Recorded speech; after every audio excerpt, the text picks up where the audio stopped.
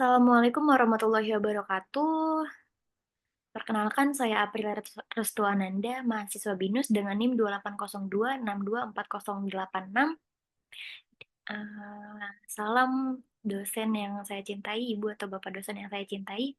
Saya akan mempresentasikan proposal yang telah saya kerjakan yang berjudul Pengaruh Pendidikan Berkualitas Terhadap Generasi Muda Menuju Indonesia Emas tahun 2045. Di sini saya akan menjelaskan yang pertama ada latar belakang, yang kedua ada rumusan masalah, yang ketiga ada hasil penelitian, yang keempat ada saran dan kesimpulan, yang kelima ada refleksi pribadi dari saya sendiri. Yang pertama ada latar belakang. Perlu kita ketahui bahwa pendidikan ini sangat penting, dan pendidikan juga merupakan salah satu pilar utama dalam pembangunan suatu bangsa. Nah, namun di Indonesia kualitas pendidikan masih menjadi masalah, masih menjadi tantangan besar bagi kita semua. Data dari PISA tahun 2022 menunjukkan bahwa Indonesia berada di peringkat ke-69 dan berada di posisi 12 terbawah dalam hal kemampuan membaca, matematika, dan juga sains.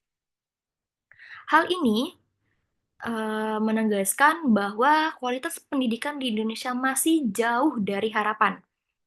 Fenomena ini juga menjadi semakin relevan ketika dikaitkan dengan visi Indonesia Emas tahun 2045, di mana Indonesia ini diharapkan menjadi salah satu negara yang maju dengan ekonomi terbesar keempat di dunia.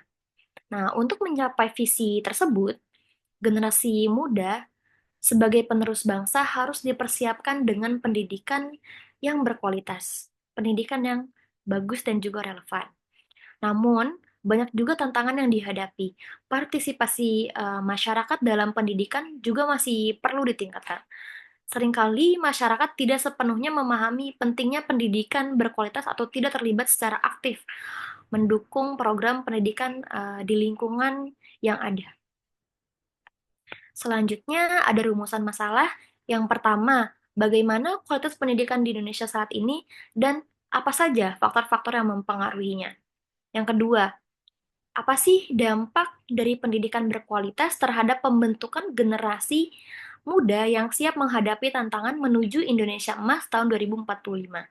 Yang ketiga, strategi apa saja yang dapat diimplementasikan, yang dapat dikaitkan untuk meningkatkan kualitas pendidikan di Indonesia, khususnya dalam mendukung pencapaian tujuan pembangunan berkelanjutan di bidang pendidikan.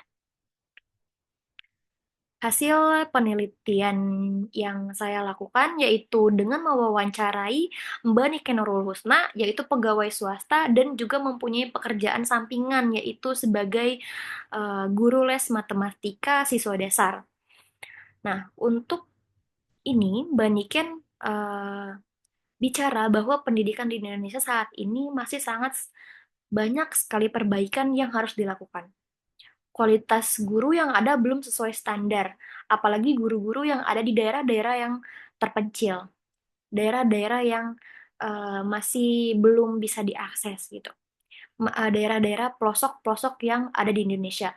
Bahkan Mbak Niken ini menegaskan bahwa anak-anak zaman sekarang itu masih kurang suka membaca dan juga kurang suka menghitung.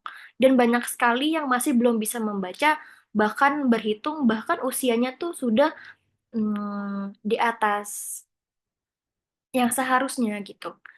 Mbak Niken juga menegaskan dan memberikan saran untuk meningkatkan kualitas pendidikan di Indonesia, apalagi menuju Indonesia Emas tahun 2045, yaitu dengan bantuan upaya dari masyarakat dan juga pemerintah seperti meningkatkan kualitas guru, memperbaiki sekolah dan fasilitas, membantu anak yang kesulitan untuk sekolah, serta peran orang tua pun penting dan seharusnya aktif untuk mendampingi anak apalagi berkaitan dengan membaca. Jadi orang tua ini harus lebih aware, harus lebih perhatian lagi kepada anaknya terkait pendidikan yang mereka lagi jalani seperti itu.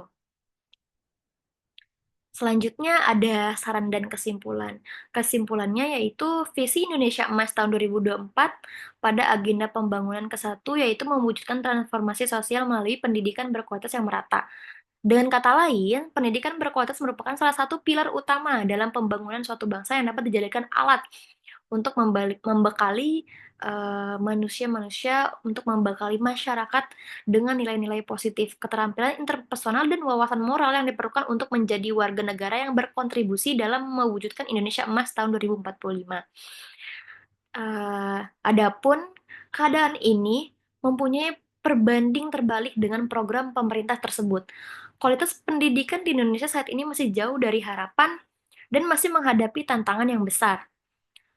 Beberapa permasalahan atau tantangan yang ditemukan selama proses wawancara dengan beberapa narasumber terkait topik pendidikan ini di Indonesia diantaranya persebaran fasilitas pendidikan dan juga guru yang belum merata, yang seringkali menjadi permasalahan-permasalahan terpusat di kota-kota besar. Kompetensi guru juga yang ada seringkali masih belum memadai. Di sini ada saran guna mendukung visi Indonesia Emas 2045, yaitu mewujudkan transformasi sosial melalui pendidikan berkualitas yang merata.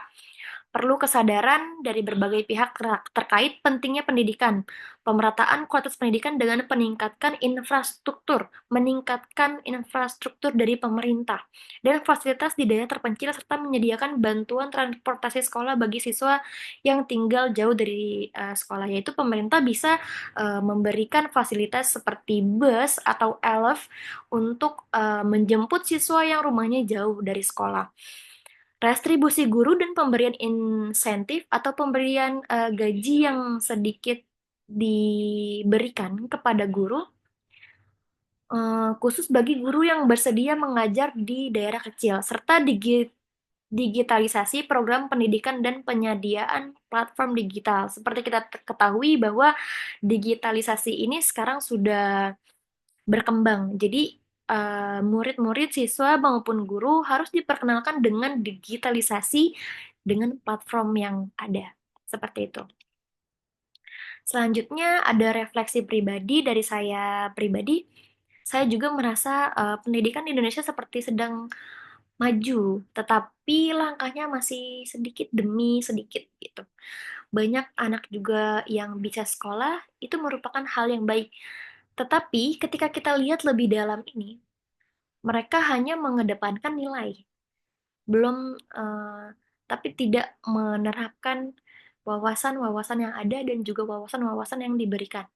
Seringkali kita atau guru-guru itu lebih mendepankan penghafalan dibandingkan penerapan-penerapan yang ada gitu, penerapan-penerapan yang lebih lanjut.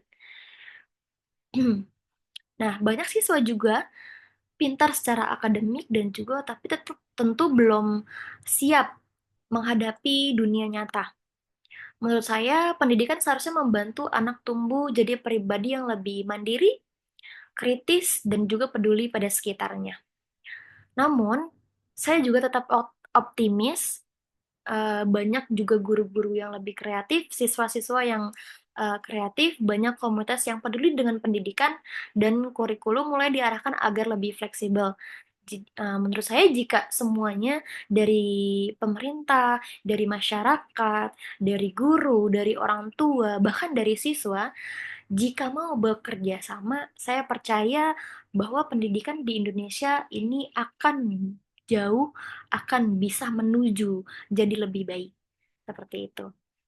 Terima kasih sebelumnya, maaf jika ada salah salah kata.